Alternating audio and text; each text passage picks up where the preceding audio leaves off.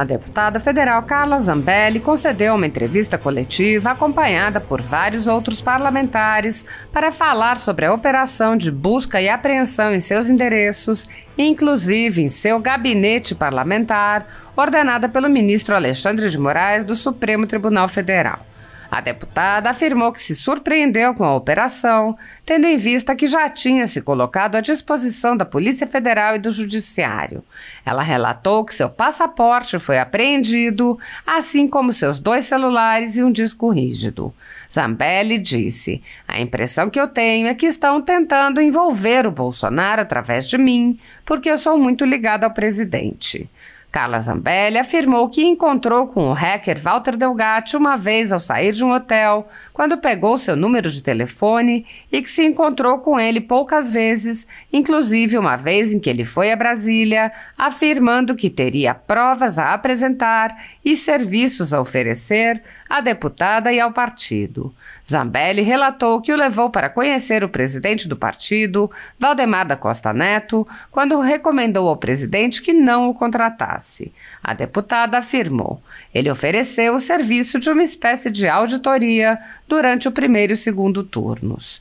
A deputada explicou que foi nessa ocasião que o hacker se encontrou com Bolsonaro, que lhe fez perguntas. Ela relatou que o hacker teria dito a Bolsonaro que nenhum sistema tecnológico é totalmente confiável. Carla Zambelli também relatou que contratou o hacker para prestar serviços em seu site, dizendo: "Teve aí a tentativa de trabalhar com ele, mas infelizmente não deu certo. Me parecia uma boa pessoa, arrependida do que foi feito no passado, mas nada além disso." Zambelli rebateu as narrativas apresentadas pela velha imprensa e afirmou que o ex-presidente Jair Bolsonaro não tem qualquer relação com suas tratativas com o hacker. Respondendo a questionamentos sobre uma suposta participação em invasão ao sistema do Conselho Nacional de Justiça, a deputada disse: "Não participaria de uma piada de mau gosto com o Alexandre de Moraes. Eu sei o que pode acontecer com um deputado que brinca com ministros do Supremo Tribunal Federal, haja visto o que aconteceu com o Daniel Silveira." A deputada denunciou ainda que a busca e apreensão em seu gabinete não obedeceu ao regimento interno da Câmara nem seguiu o devido processo legal. A ditadura da toga segue firme. O Brasil tem hoje presos políticos e jornais, parlamentares e influenciadores censurados. A Folha Política tem toda a sua receita, gerada desde 1º de julho de 2021, confiscada por uma canetada do ministro Luiz Felipe Salomão, ex-corregedor do TSE, com aplauso e o respaldo dos ministros Luiz Roberto Barroso, Alexandre de Moraes e Edson Fachin. Todos os rendimentos de mais de 25 meses de trabalho do jornal estão sendo retidos sem justificativa jurídica. Anteriormente, a Folha Política teve sua sede invadida e todos os seus equipamentos apreendidos a mando do ministro Alexandre de Moraes. Mesmo assim, a equipe continuou trabalhando como sempre, de domingo a domingo, dia ou noite, para trazer informação sobre os 3 poderes e romper a espiral do silêncio imposta pela velha imprensa, levando informação de qualidade para todos os cidadãos e defendendo os valores, as pessoas e os fatos excluídos pelo mainstream, como o conservadorismo e as propostas de cidadãos e políticos de direita. Se você apoia o trabalho da Folha Política e pode ajudar a evitar que o jornal seja fechado pela ausência de recursos para manter sua estrutura, cumprir seus compromissos financeiros e pagar seus colaboradores, doe qualquer valor à empresa Raposo Fernandes por meio do Pix, cujo QR Code está visível na tela, ou por meio do código ajude@folhapolitica.org. Caso não utilize Pix, há a opção de transferência bancária para a conta da empresa Raposo Fernandes, disponível na descrição deste vídeo e no comentário fixado no topo. A Folha Política atua quebrando barreiras do monopólio da informação há 10 anos e, com sua ajuda, poderá se manter firme e continuar a exercer o seu trabalho. Pix ajude@folhapolitica.org. Assista. Tá. Podemos começar? Bom, primeiro dizer que no primeiro momento que eu soube que eu estaria envolvida em atos ilícitos, meu advogado, Daniel Bialski, protocolou na Polícia Federal uma petição dizendo que eu estaria inteiramente à disposição da Polícia Federal e do Judiciário para prestar qualquer tipo de esclarecimento. Então, foi com muita surpresa que eu recebi hoje a Polícia Federal na minha casa às 6 horas da manhã, com meu filho e minha mãe dormindo em casa, e em que foram apreendidos meu passaporte, os meus 2 celulares e mais um HD que tem coisas da minha vida aqui do Legislativo, enfim, desses últimos 4 anos e meio de mandato. Tenho muita tranquilidade de dizer que o que eu tenho de relação com esse Walter Delgatti é que um dia eu o conheci saindo de um hotel, ele pediu meu telefone, eu dei o telefone, ele a cada momento mudava de telefone, ou então, quando falava, ele apagava as mensagens, não gostava de falar por telefone, sempre queria falar ao vivo, mas foram poucos encontros, acho que 2 encontros, ou 3 no máximo, em que a gente conversou sobre tecnologia. Uma vez ele veio para Brasília, e foi a vez, inclusive, que eu tive que ajudá-lo financeiramente para ele vir para Brasília, porque ele não tinha recursos para vir para cá, em que ele disse que ele teria provas para poder apresentar e teria serviços a oferecer para o partido PL. Então, a gente levou ele até o Valdemar da Costa Neto, a gente fez uma reunião, e nessa reunião, eu já, sabendo de que ele era, enfim, uma pessoa que tinha bastante conhecimento nessa área, mas que eu não sabia como ele estava naquele momento, em que espectro ideológico ele estaria naquele momento, eu fiz assim que não para o Valdemar, por trás, para ele não contratar.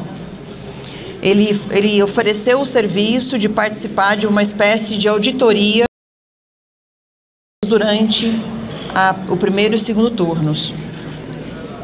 Então, depois disso, como é sabido de vocês, ele foi conhecer o presidente Bolsonaro, porque disse ele que teria muitas informações sobre tecnologia. A conversa foi privada, mas a pergunta que o presidente fez foi se eram confiáveis, e ele respondeu que nenhum sistema tecnológico é confiável. A partir dali, não houve mais qualquer contato com o presidente Bolsonaro. É mentira o que disseram a respeito do telefone, que eu teria colocado um chip novo e etc. Nunca fiz isso, nunca liguei para o presidente Bolsonaro para falar sobre qualquer tipo de assunto relacionado a isso. Então, a impressão que eu tenho é que estão tentando envolver o presidente através de mim, pelo fato de eu ser bastante ligado ao presidente. E isso não vai acontecer porque não existe, primeiro, absolutamente nenhuma prova e nada que tenha sido feito a pedido do presidente em qualquer coisa.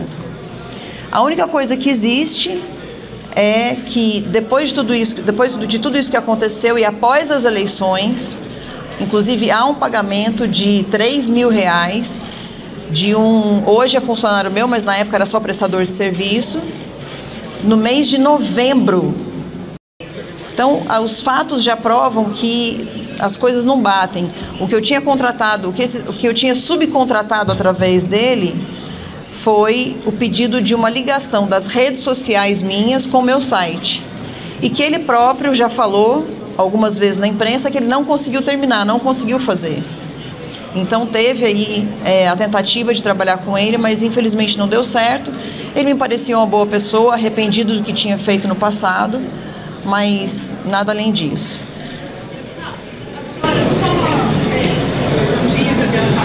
Bom dia. O ministro Alexandre já tirou a decisão e, na verdade, o ministro Alexandre tirou sigilo da decisão, mostrando 2 pagamentos. Um com ex-assessor da senhora, que trabalhava com a senhora na mesma anterior, e esse pagamento da senhora falou. Para quem a senhora pagou o Walter Delgatti, e qual era a intenção dessa reunião corporal? O que a senhora pretendia levar? Ele queria conhecer o presidente, e o presidente queria, quando eu disse que ele se dizia um esperto em tudo que era relacionado à questão tecnologia, o presidente Bolsonaro quis perguntar para ele se eram confiáveis, ele disse que não. Foi essa a resposta. Então, os pagamentos que houve foram sempre relacionados ao site, para ele fazer melhorias no site, fazer firewall no site e ligar as minhas redes sociais ao site, que ele próprio disse para vocês, todos os jornalistas, está na imprensa, é fácil achar, de que ele não conseguiu realizar essa tarefa, por isso os pagamentos não foram. Inclusive, eu deveria ter tido até a devolução, porque ele não conseguiu fazer. Mas eu não pedi a devolução porque ele realmente estava passando por momentos difíceis e, como você vê, são baixos valores, R$3.000. Não existe relação entre esse tipo de valor e o que se diz que eu tenha feito. Então, também não tenho qualquer tipo de relação. Eu pagaria R$3.000 para poder me arriscar dessa forma, para fazer uma brincadeira de mau gosto? Porque essa questão do CNJ foi só uma brincadeira de mau gosto. Eu sou uma deputada séria, eu sei do que é certo e o que é errado, e eu acho que eu não participaria de uma piada de mau gosto com Alexandre de Moraes. Eu sei o que pode acontecer com um deputado que brinca com ministros do Supremo Tribunal Federal, haja visto o nosso amigo Daniel Silveira, que está preso em Bangu. Então, eu não faria isso com a minha segurança, com o meu filho, com a minha mãe, com o meu pai, com o meu marido, não faria esse tipo de coisa. Eu tenho certeza que eu me coloquei à disposição, vou prestar inclusive depoimento na segunda-feira, seria amanhã, mas amanhã eu tenho uma viagem, pedi para que fosse segunda-feira, e tenho certeza que ao final das investigações a minha inocência vai ser provada, e eu estou muito tranquila em relação a isso. Muito obrigada. Deputada, a senhora chegou a falar com o ex-presidente sobre o presidente? Eu não tenho por que falar, porque ele não teve nenhuma participação sobre isso. Deputado, o dinheiro foi repassado para ele. Momento leva a pessoa que é criminosa, pública, que todos conhecem, para estar com o presidente de Bolsonaro. Olha, vocês, jornalistas, foram os que mais exploraram o conhecimento do Delgatti na Vaza Jato. Na Vaza Jato, vocês tratavam o Walter Delgatti como um rei. Era como se ele estivesse salvando a humanidade em ser o responsável pela soltura do Lula. Agora vocês estão preocupados de que eu tenha levado uma pessoa para ver o presidente? Me desculpa, mas a pergunta não faz sentido. Deputado, quem foi levado? Eu não sofri só a questão da busca e apreensão na minha casa, eu sofri também aqui no gabinete. E no gabinete existe um regulamento aqui da Câmara que diz que o gabinete só pode ser aberto para busca e apreensão se tiver um advogado da Câmara e a Polícia Legislativa. E a Polícia Federal, por ordem do Alexandre de Moraes, abriu meu gabinete sem a presença de nenhuma testemunha. E isso fere o regulamento da Câmara e deve ferir o devido processo legal também. Então, isso vai ser feito um relatório para o Lira e a gente vai questionar isso na Justiça. Obrigada. Quem foi levado, deputado? Quem foi levado? Ela vai saber ainda. Do gabinete, nada. Não tinha nada lá.